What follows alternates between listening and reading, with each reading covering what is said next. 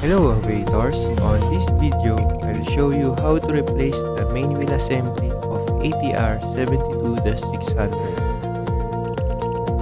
But before we proceed, did you know why two aircraft tires has a straight line profile? If we look at the top part of the tread, you'll see the straight line profile. The primary reason for this particular profile is to clear water from the tire when taking off or landing on wet runways and for general direction control. This straight line profile is used to prevent the effect of hydroplaning.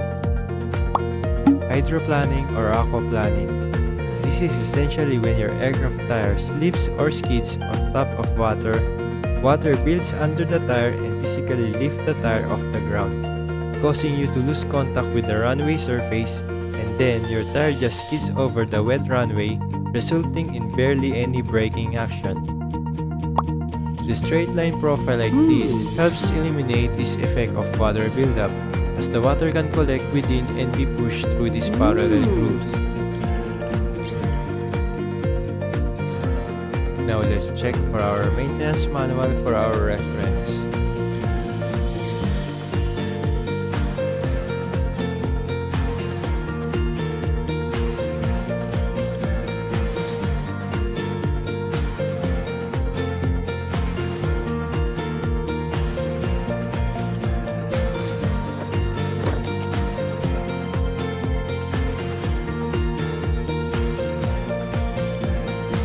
As you can see, the number for main wheel assembly is worn out. But before that, we need to set the parking brakes on.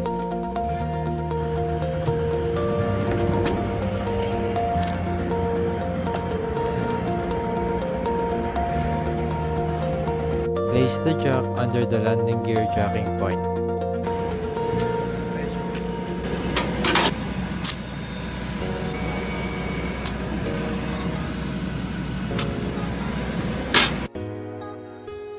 Remove the 3 bolts from the hubcap, and also remove the lock wires. Remove the screws and the cover plate.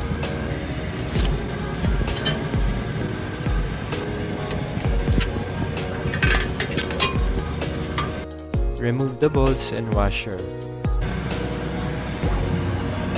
Use a torque wrench attached with axle nut adapter to remove the nut. And now carefully pull out the main wheel assembly. Remove all the dirt and place a new grease. Carefully fit the main wheel assembly on the wheel axle, engaging the disc drive keys of the wheel in the respective key slots in the outside diameter of the rotating disc.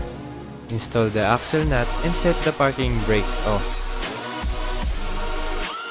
Set the initial torque value to 1062 inch-pounds as per AMN.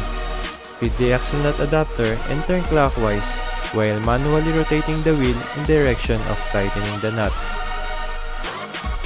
Turn the axle nut counterclockwise to loosen the nut. Set the final torque value to 516 inch-pounds as per AMM. Turn the axle nut to clockwise while manually rotating the wheel in direction of tightening the nut. If locking holes of bolts are not aligned, continue tighten the axle nut to the nearest locking hole.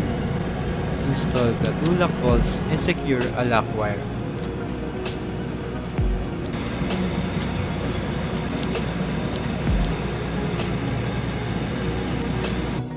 While I'm doing the lock wiring, something unexpected happened.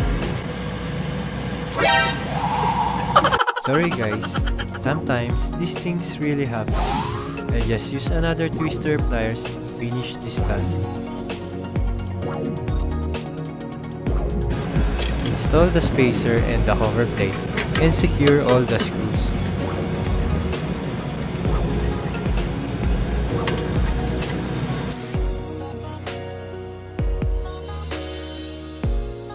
And lastly, install the hubcap and the bolts.